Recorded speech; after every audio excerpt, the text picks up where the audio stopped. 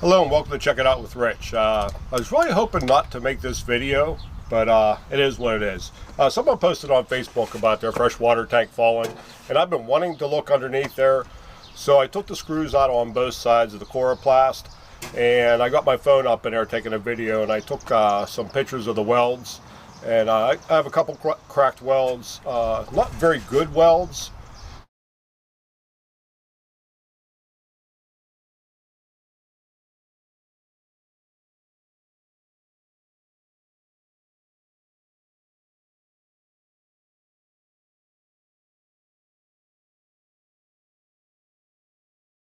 I think Lippert really needs to step up to the plate on this and make sure they're training people properly to weld.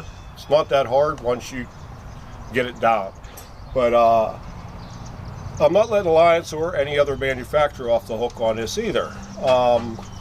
They should do a PDI on the frames when they come in, and if it's not right, send it back to Lippert, and maybe Lippert will start doing things correctly. I've noticed a couple other welds on here that are pretty bad. Their paint, when I got the camper, was already rusting. So, all right. So I come up with a temporary fix. I'm gonna do that now. I had thought of other ways of doing a more permanent fix, and Keith Haig posted in Darlene's Facebook post when she posted about her tank falling, and he come up with I guess a semi-permanent fix. It's pretty much what I was thinking of doing. I will put a picture in now of what he did. This actually looks pretty easy. It's not that bad.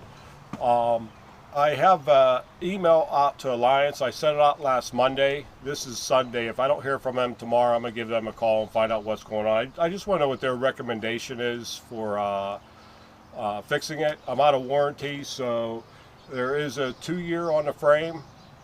But I think I heard that Lippert will fix things. It's just they will not tear anything apart. I don't know if that's true or not, so I would have to drop the coroplast down and do whatever they want me to do, and then they'll come in and weld it up.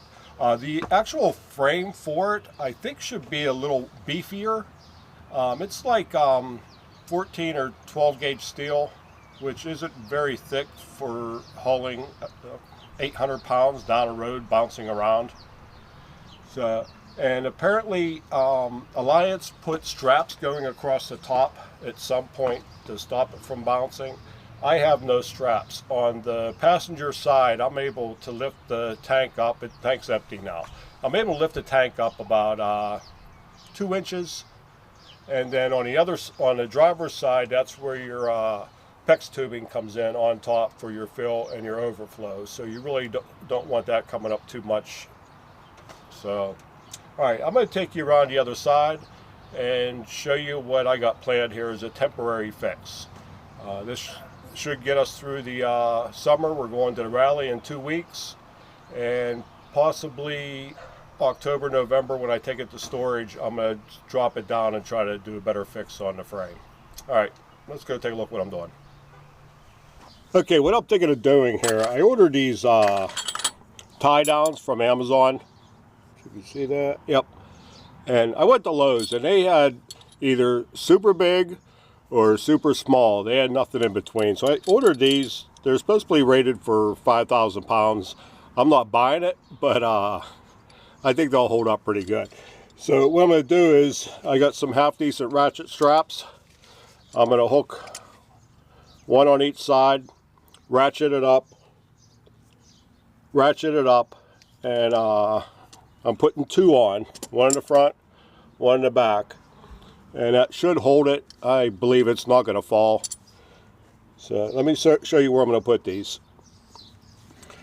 Okay, the front of the tank is around in this area. So I'm going to mount one up here. So all I was going to do,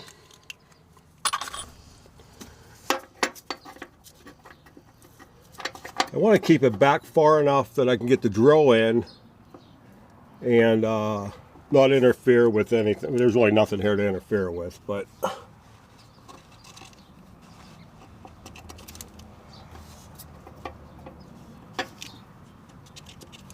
now these came with 1/4-inch bolts. I drilled them out to 5/16. I didn't like the 1/4-inch.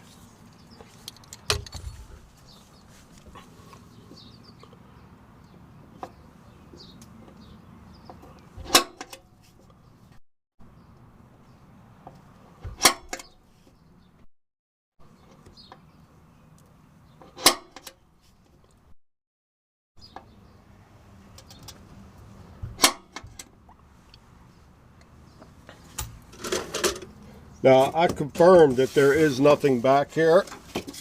Yeah, there's nothing back here.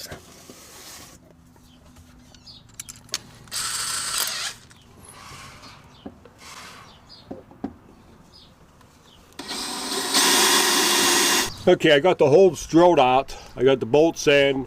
I'm using 5/16 bolts. I got a flat washer on both sides, and I'm using a lock nut. So let's get them tightened up here, and we'll move on to the next one. This is actually the second time doing this. The first time I had Becky with the impact, and I bought these bolts at Lowe's. They're definitely not a high grade. She stripped one out.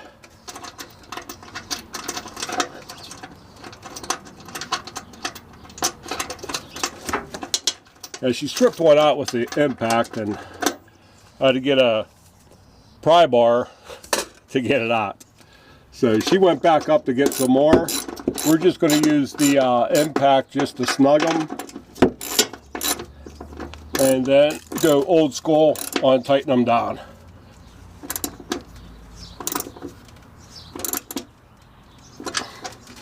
I'm used to work.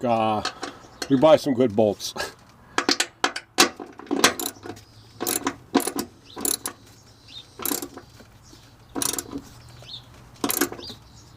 Okay.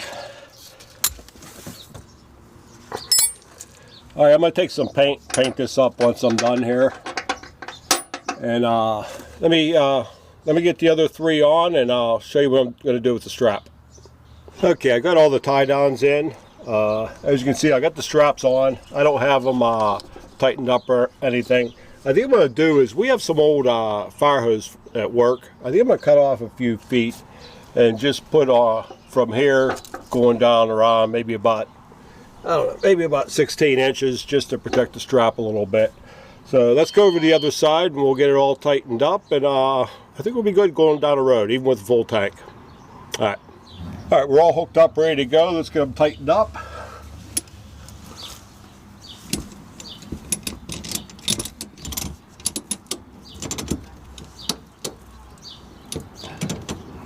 And that's about it. Let's get the other one. One. Okay, so I'll write that down. You go around the chimneys, I gotta get the flashing for it. Oh, okay. Yeah, we only have the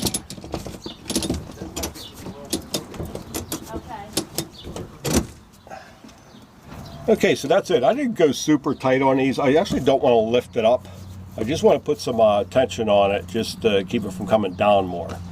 So I'm going to get some wire ties, wire tie this up, and I think we're good to go. I feel a lot safer. I think I will get the fire hose and put here.